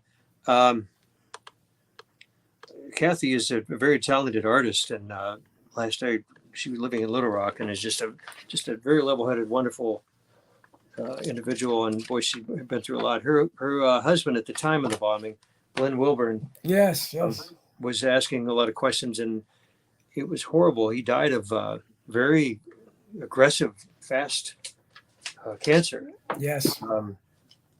Charles had, again, another oddity. They had a multi-county grand jury that was impaneled to question Charles and some of the guys on the committee about what they were trying to do. And Charles told me the morning that he was getting ready to go to the grand jury, he had to be there at a certain time at court. He gets a call from Kathy, 6:00 that morning, and Charles standing there shaving at the bathroom sink, and Kathy said Glenn passed away. And it was 2 or 3 days later, Charles was one of the pallbearers in her husband's funeral. And the procession, the limos and the hearses drove the 3 blocks around the bombing site before they proceeded on to the cemetery, because everybody knew that he was asking questions. Yes, he was. His dining room table was pretty much Grand Central for the cassette tapes of all the recordings and the audio affidavits of the parents. And then Charles, being a member of the state legislature, he was in District 90 on the west side of Oklahoma City.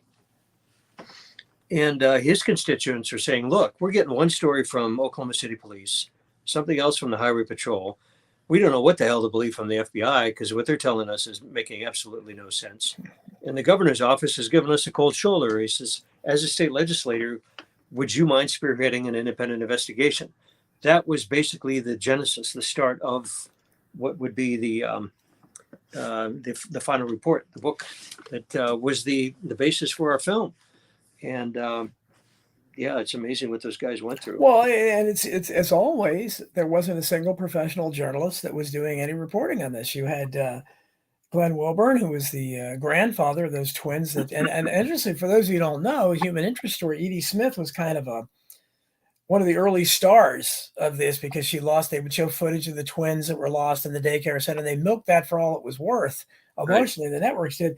And once they tore down the crime scene, and that's what they did when they tore it down and carted it away, like they would come to do at many other crime scenes in the future.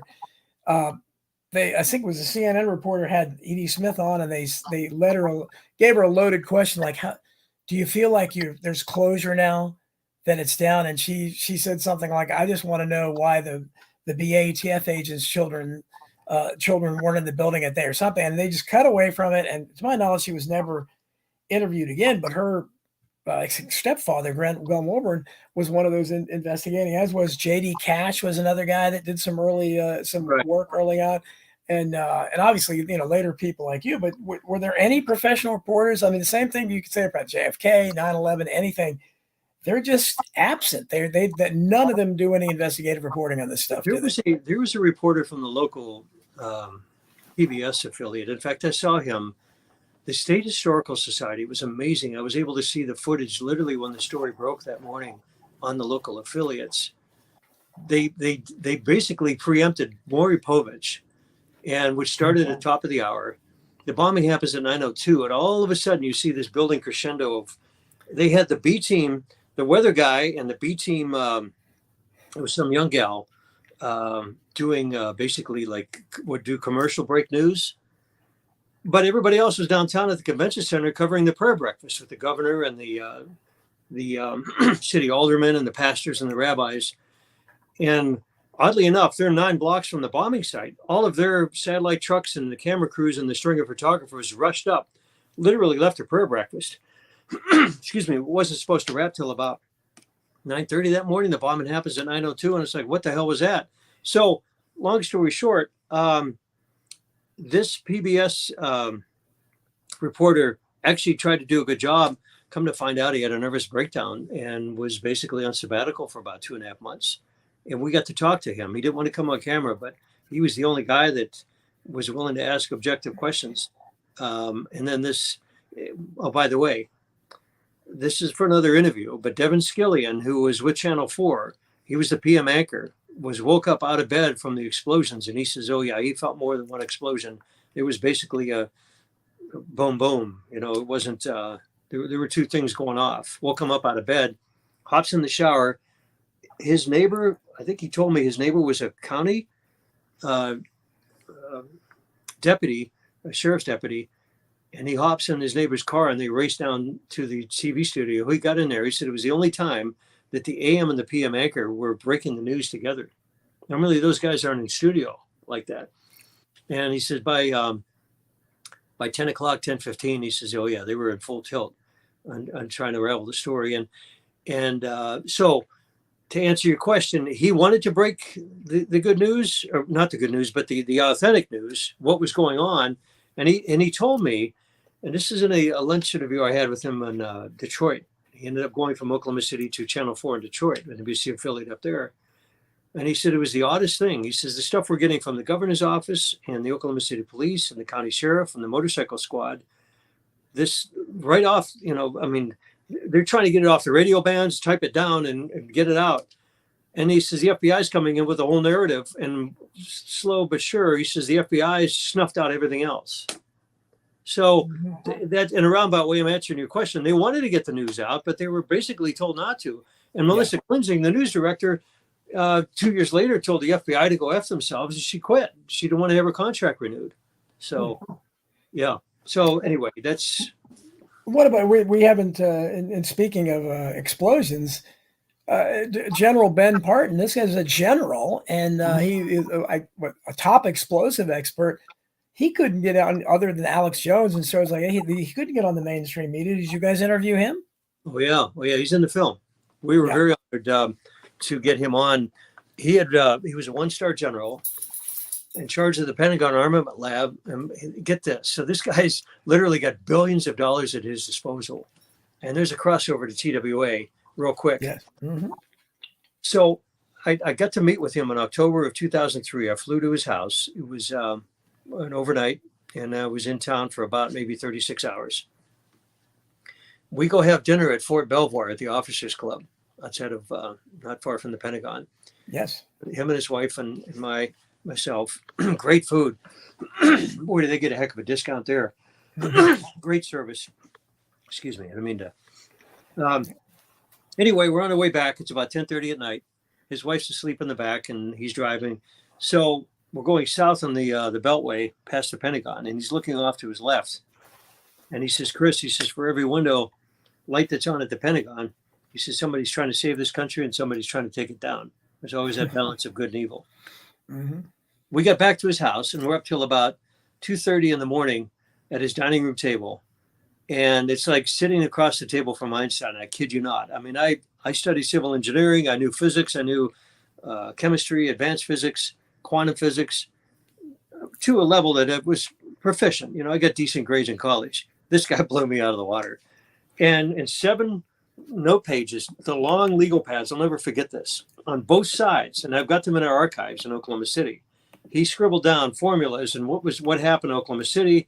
And he says, this is the type of what they call after action reports that I would write out in longhand, he told me, when they would blow up small cities in the middle of the White Sands Missile Range in New Mexico. He would fly out there working with the Pentagon in the armament lab and say, okay, if you're going to launch this particular ordnance or use this from a tank or a plane or a surface to air or whatever, this is what's going to happen. And they needed to know the extent of the damage. To minimize civilian casualties, you had to go, within the rules of engagement in war. You're not just going to go out kill indiscriminately. You'll be hauled into court and sent to prison if not executed if you do that. So he knew the parameters to work with. Anyway, I was just in awe. I'm just watching him write this stuff out. And so we're done with that. And it was getting pretty late. I had to catch a flight the next morning back to Oklahoma City from Reagan International. And he says, oh, by the way, have you ever studied the TWA 800 case? And I says, as a matter of fact, I did for 2.5 years. I said, that was pretty much what I had to walk away from before I started Oklahoma City. And he looked at me. We had a couple of beers, our eyes were bloodshot, we're tired. And he looked at me and he kind of pointed to me. He says, I designed the ordinance that took that plane down. I nearly fell out of my chair. This is Ben Parton that said that? Ben Parton. Yes. Wow. Okay. I didn't know that. Wow. And then he proceeded for the next hour. And I remember I didn't get to bed till like 4:30. Just my mind is just like racing. I thought, holy crap. All the work I'd done on that. I knew there was other ordnance that was used. It wasn't a center fuel tank explosion. He said, same ordnance, different paint job. They designed the same ordnance for the Navy as well as the Air Force. They just painted them different. And he said it was definitely a surface to air missile. And there were 2 of them. He says, you know what it was? This is coming from the guy that designed the damn thing. Yeah. It's called a backstop missile system. They launched within 8 seconds of each other. He says that ordnance came from a submarine that was shooting down drones. Remember, this is 8:30 at night. It was twilight, right. the horizon. He said they were shooting drones that were launched by battleships within this 1-mile security perimeter off the coast of Long Island. TWA was taking off from JFK and was doing basically your 2,500-foot stair-step altitude rise, and it breached the security perimeter. The submarine mistook it for a drone blip on the radar. Well, that's what a lot of us. That's one of the things that's one of the cover-ups I can kind of understand, because I mean it's pretty hard to explain. We accidentally shot down a passenger or training. 32-page drivel from Wikipedia is absolutely disgusting. Yeah. Anyway, but long story short, he says the first one went off, and it severed the cockpit. And with all due respect to the victims' family members and survivors, I'm not going to get graphic here. But just on a mechanical standpoint, first one came up through the wheel housing with the landing gear, right at the bulkhead between first class cabin and the cockpit. That whole thing fell off, and I mean it just went off in a fireball. The second one, what they do is called a backstop missile system. If the first one doesn't take the target out, the second one will.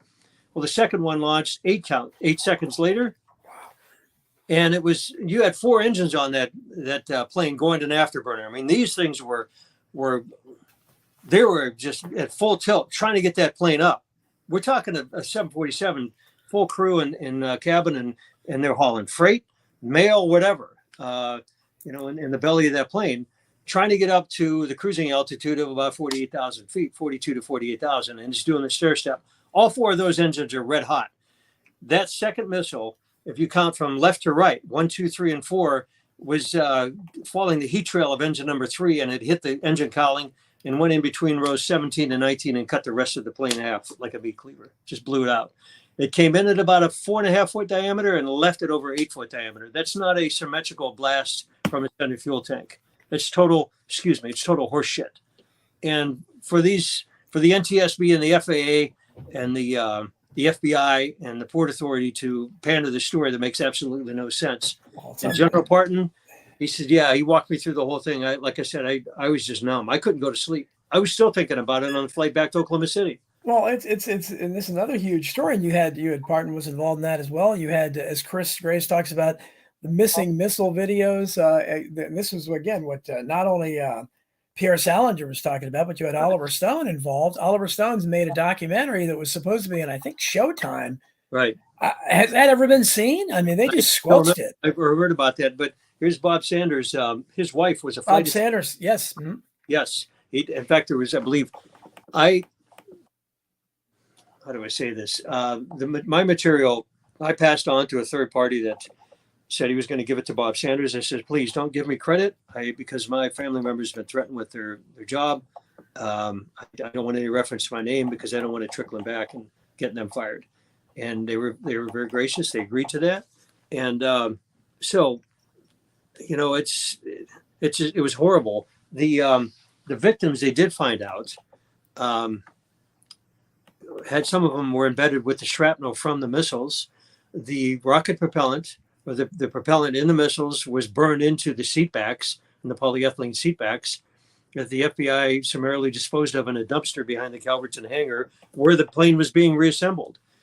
And it was so ludicrous that the FBI, the debris field, they reversed it as though it was an incoming flight from Charles de Gaulle as opposed to an outbound flight from JFK. They didn't know what the hell they were doing. It was completely insane.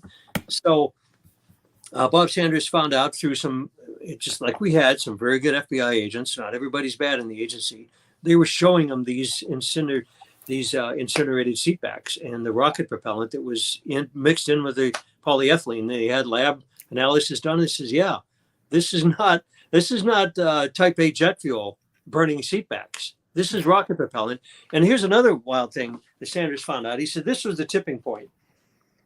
There's a lawyer in Newark, New Jersey, working out of his office at his house, and it was I think a day or two after, on a weeknight, gets a fax, and it was only off. The fax number was off by one from his fax number, from Teledyne Labs, the Skunk Works in California, sending him the schematics to one of these missiles. He got it by mistake because whoever sent it from Skunk Works got his fax number off by one digit. Holy crap. Yeah. You talk about letting the cat out of the bag.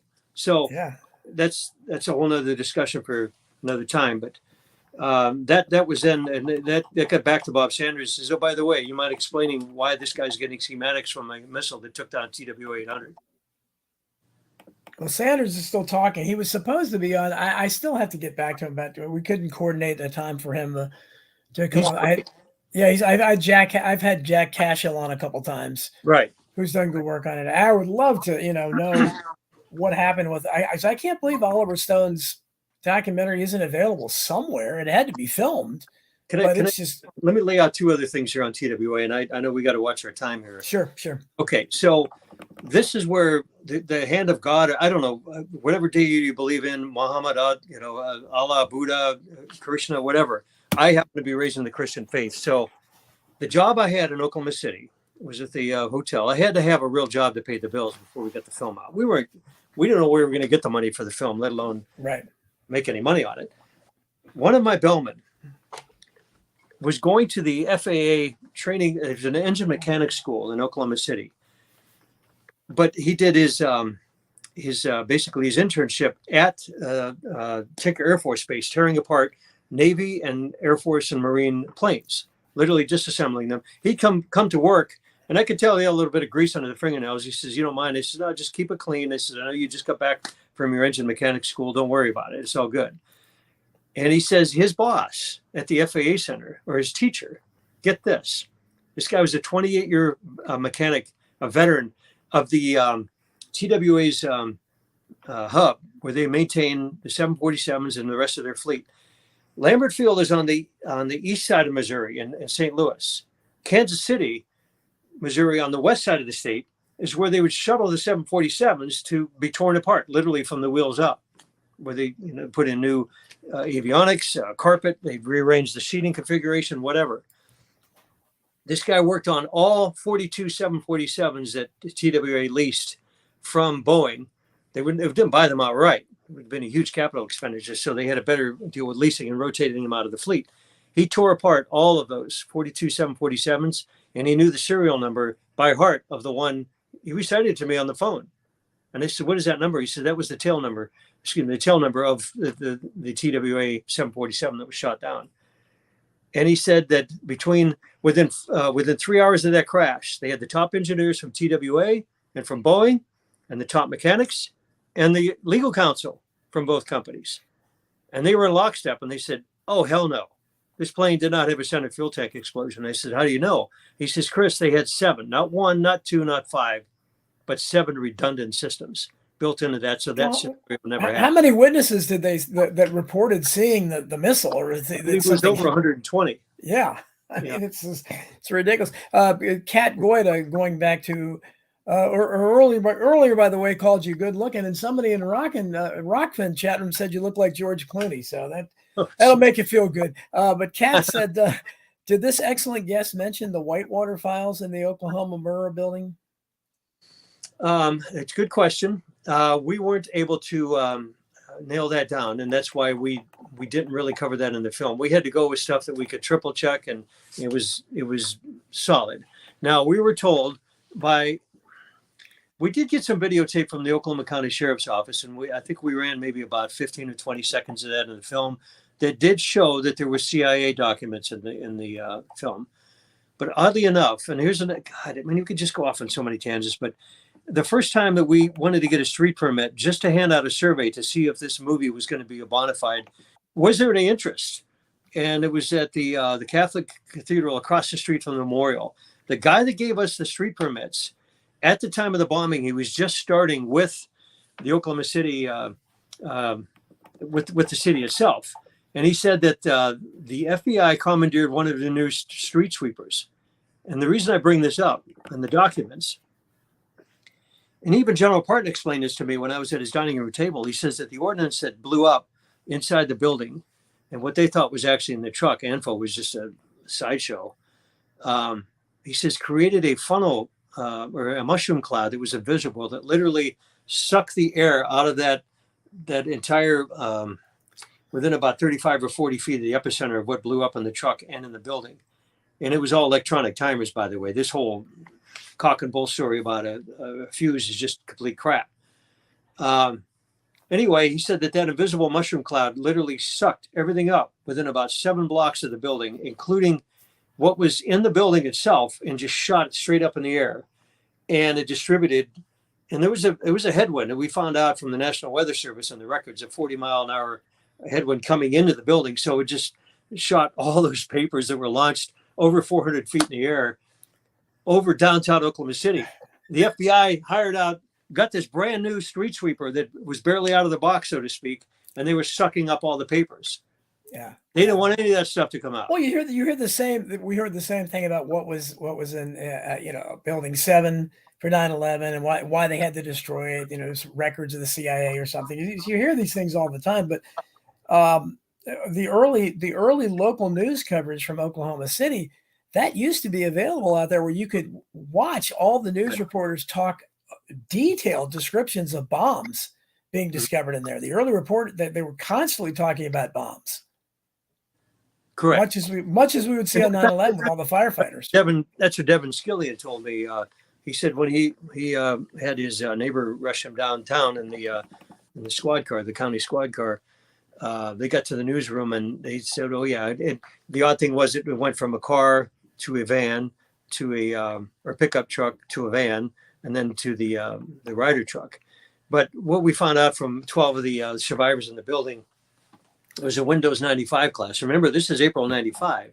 They just got done with the beta test on Windows 95. This was the first rollout of their package. A training class on the 9th floor. All 12 people in that class hit the floor because they thought it was an earthquake. Well, where did that come from? Well, that came from the controlled demolition of the building. When did the windows blow in? 5 to 8 seconds after the building started coming down. If they did not hit the deck and go into the desks, he said some of those people would have been impaled and basically pinned to the wall by flying glass. And some of them would have been decapitated. So there's a huge disconnect of what actually happened and the narrative. It doesn't make any sense. So as a film crew, we said, the hell with this. We're going to clear the table. Let's put together a storyline that actually makes sense based on the Justice Department's own documents, based on the people that came within an inch of their lives, for God's sakes. and the victims' family members and survivors that saw what was coming out and the reports that morning and their experiences after their loved ones had passed on and what they were being told. And then, of course, Devin Scillian basically spilled the beans. He says, hey, I can't come on your film, but I'm going to tell you what happened. This is what we saw in the newsroom that morning.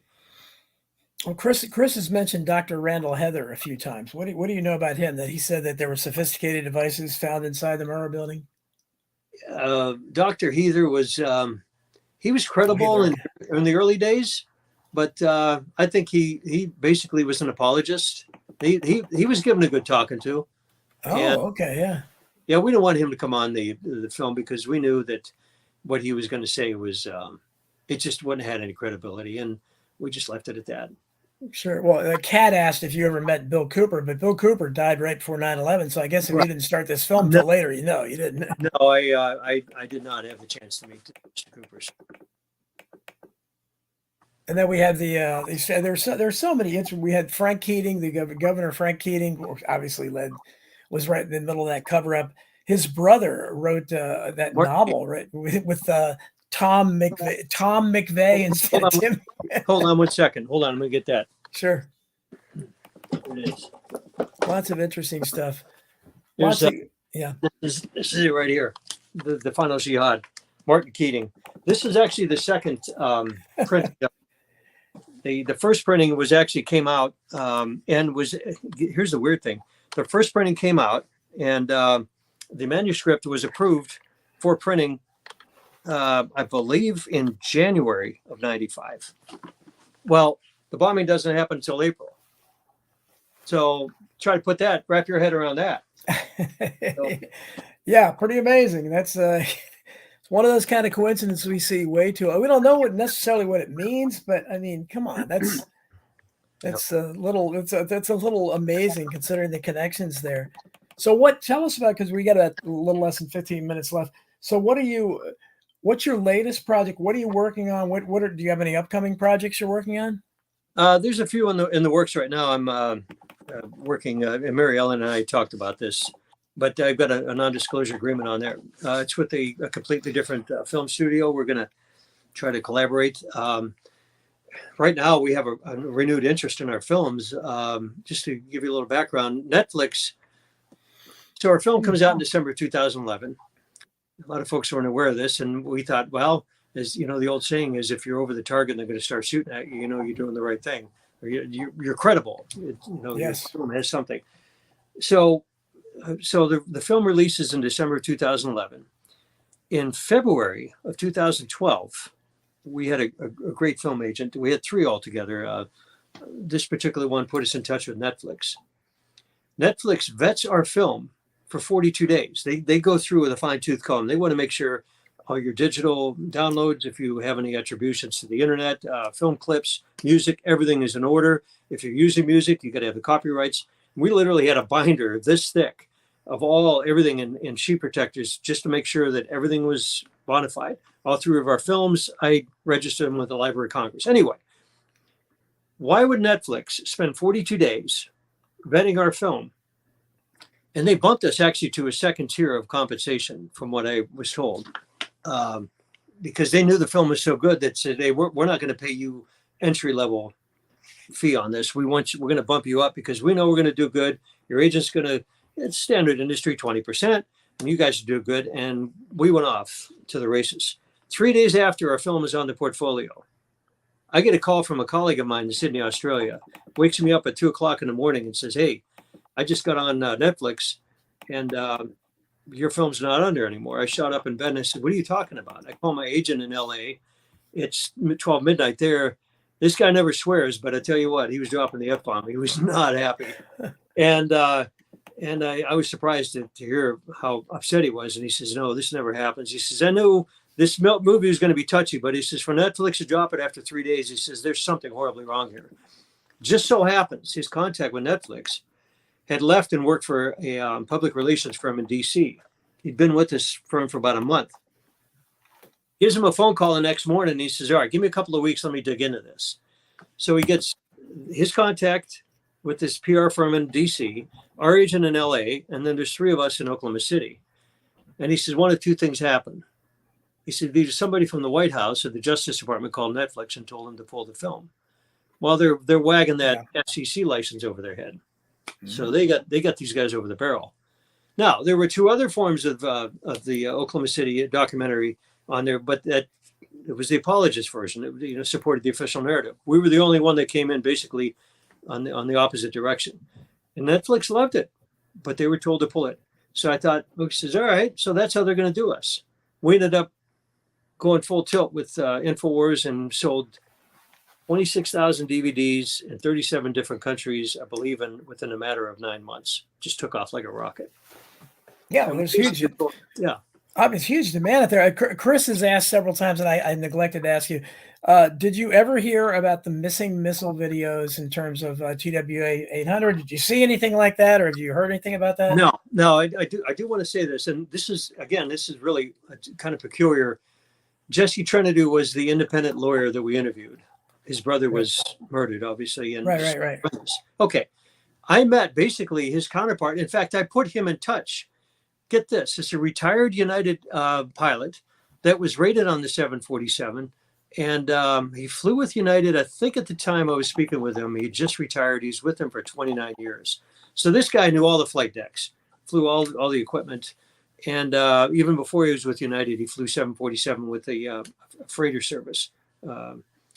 Anyway, and he sued, to get to your question about the tapes. He's living in LA at the time I'm talking to him. God, what the heck was his name? Ralph. I remember the first name. Anyway, I says, you're not going to believe this. Says, you are taking your approach to this case like Jesse Trinidad did with Oklahoma City. He said, would you mind talking to Jesse, maybe to get some tips? Because we're talking about a retired pilot here, not a lawyer. And he's trying to navigate his way through federal court in Los Angeles. He's the plaintiff, and the defendants are the CIA, the FBI, the NTSB, and the FAA. Boy. Holy cow. You talk about having the deck stacked. Yeah. And the judge actually, and he worked with an attorney in LA, and he got tips from Jesse. And the judge actually ruled in his favor in several instances, but it came down, they hit a brick wall when the CIA refused to show up in court and present any of the tapes. The only tape that they presented was that cock and bull animation tape that they had on the official narrative, which is still on YouTube to this day. Right. I hope that answers your question, Chris. Yeah, and Chris reminds me that I've interviewed so many people that I forgot. He said Oliver Son's documentary was never filmed. I thought it was, but Christina Bjornsen, who I had on my show a few years back, I was hired for it, so I should have remembered that, Chris. But so. What when you're looking out there, okay, you worked on Oklahoma City, you're talking about the connections between that and 9/11. What you think of something in the future? What interests you? I mean, there's so many things going on now with COVID, the Trump phenomenon, election fraud. I mean, there's so many things. Is there anything else that's catching your eye? Well, I got it. I'm going to do this in the future. The people that it'll cross our radar once in a while. I had, in fact, a very fine gentleman. He's a great director of photography and filmmaker in Dallas who worked on our third film with us. We're talking about a project that dealing with the latest debacle in Ohio, and the malfeasance and the incompetence of the railroads and how this could happen. And what's his name? Buttigieg, that incompetent director of transportation. Blurted out. He said, there's about 1,100 of these that happen a year. Well, come to find out, he was telling the truth. Whether or not we were supposed to hear that, that's neither here nor there. But I think there would be an interesting documentary to go back and say, how do these happen, and where are the people now? Basically, where are they now? Go step back in time 20 years and see how these cases have either increased in frequency or severity, or do the railroads, are they just playing the numbers game where they'd rather take their chances on something happening and pay out versus spending the money to prevent it in the first place? So there's an interesting, correlation and perspective there, and that's something that we're thinking about working on. But there's some other projects, but I can't go into detail on them right now. Sure, I'm seeing if you've got any Never more. got lost for material. God forbid. No. No, I mean there's so much, and glad to see my friend O.R. Busy from the UK. We had Jonathan Hale earlier from Sydney, Australia. So people all over the world. I love it when we hear from obviously all the regulars here in the chat. By the way, a shout out to Sydney if you're still listening. I was over there for 2.5 months working on a film back in 2010, and their version of a local PBS radio station interviewed me and did a wonderful job. Everybody rolled out the red carpet over in Sydney, and I was just very appreciative of that and look forward to going back sometime. Well, that's good. It's great. And we got 5 minutes left. So I want to make sure you cover everything you want to cover. And you're right. We could do many other interviews. What else do you want to touch on in the last few minutes here that I might have missed or I think ask you about? The connection with Oklahoma City and 9/11, I think I sent you the link. Kevin Ryan, who's done a wonderful job. If you under Dig Within, he's got a really good blog. It's kind of a early version of Substack. He's done an amazing job, Kevin Ryan, and he's a retired. Well, no, he used to be a water chemist with Underwater Labs. One of the first guys on a professional level that came out and started asking questions about the veracity of the demolition of the World Trade Center towers and what actually caused them. He was fired, rehired by another counterpart similar to Underwater Labs, and his boss says, "Hey, write all you want, just don't do it on company time, but I'm behind you 100%." So luckily he had that support. But Kevin did a great deep dive and compared 9/11 to Oklahoma City. And I can get into further detail if you want on another interview. I'll open up this dossier and let you know if you can imagine, we're getting this information and we're still trying to get our head wrapped around what's going on with Oklahoma City. So we could only really concentrate on one. With all of this other cache of information clearly showing that 9/11 was complete crap on the official narrative, just by way of where these are coming from and how they started out the whole story and where they were. It's like, no, that makes absolutely no sense. So, yeah. The idea that, and I apologize to William Hale. Your name wasn't in front of me. I should know you well, William from Sydney, Australia. So please forgive me for calling you Jonathan. I think obviously it's William Hale, and I really appreciate that. So when you're, so do you work with Mary Ellen regularly? Is she or? We talk basically on a weekly basis, right? Yeah, it's great. Mary Ellen's amazing, and I mean, we can have her on. She's got an interesting background, and I'll let her tell you her background and her work with the Olympics, I believe back in 2000, if I'm not mistaken, Mary Ellen. You got an awesome backstory on that. And she introduced me to, bless his heart, he passed on a few years ago, but this is about, I'm going to say 4 years ago. I met Mr. Who's the secretary, Mr. Mineta, on 9/11. He was the one that gave the orders to ground all the Norman Mineta, yeah. I got to meet him and his wife, and it was very, very good visit, and I was very honored to meet him. So anyway, it's great. She brings so much to the table for us in the film crew. It's unbelievable. We're just absolutely blessed to have her with us. Oh, and Mary Ellen, she's in the chat, and she says, and my Clinton story. Yes, so she has a Bill Clinton story.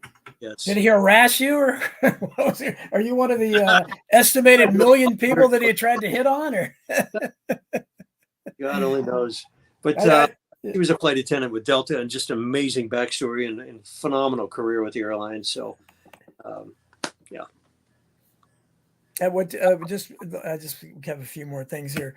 William Hale, again, I'm sorry, William.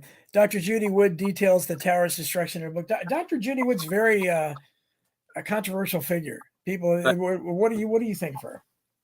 I never really got a chance to look at her work in depth. I hear it. There's some credibility to it, but honestly, I can't say thumbs up or thumbs down. I'd have to look at it for some time to review it before I make any comments. So.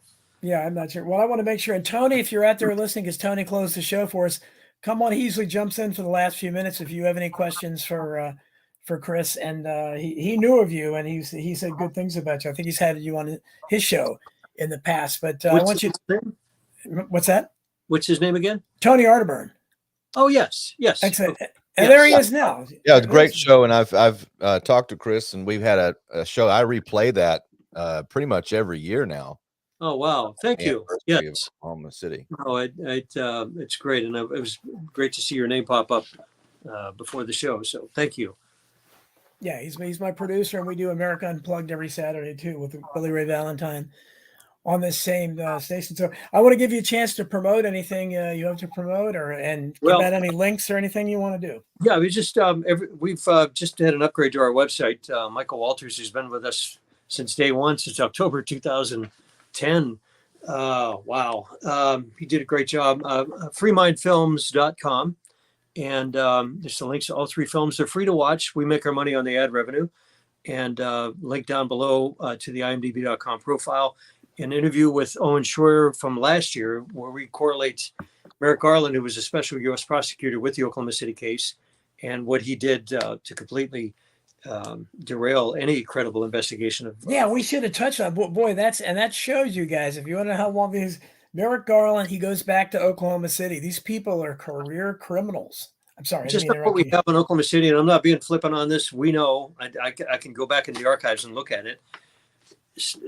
Stephen Jones, Tim McVeigh's defense counsel, gave our film crew full and unfettered access to 142 boxes of legal documents. We surmised about 90% of that the jury never even saw. It was horrendous. And Merrick Garland was instrumental in making sure that happened. He should be in federal prison right now in Leavenworth, Kansas, right now, just on what he did in Oklahoma City alone. Well, just the fact that it was amazing after Tucker Carlson showed the footage he showed from January 6th, he still got up and lied and kept talking about 5 police officers dying that day. I mean, this is the Attorney General of the United States. Sorry, we're going. Yeah, when I found out he was going to be nominated by Joe Biden to be Attorney General, I hit the roof. I literally had to compose myself. I was just beyond myself. I said, my God, that's the worst thing you could do. And sure enough, it just. Yeah, when you know the past these people. So Kat wants to know that the name of the movie is Oklahoma City, A Noble Lie. She missed the name of it. It's A Noble Lie, Oklahoma City. Oh, no, I'm sorry. No, it's okay. That's all right. Yeah, and it's on the website, freemindfilms.com.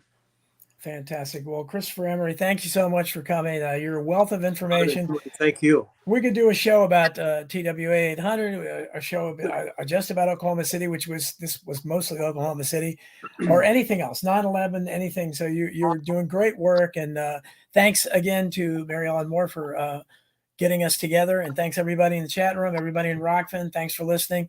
Thanks again, Chris, and we'll have to have you back on. It's always an honor. Thank you, everybody. Happy Easter. We'll see you next Friday.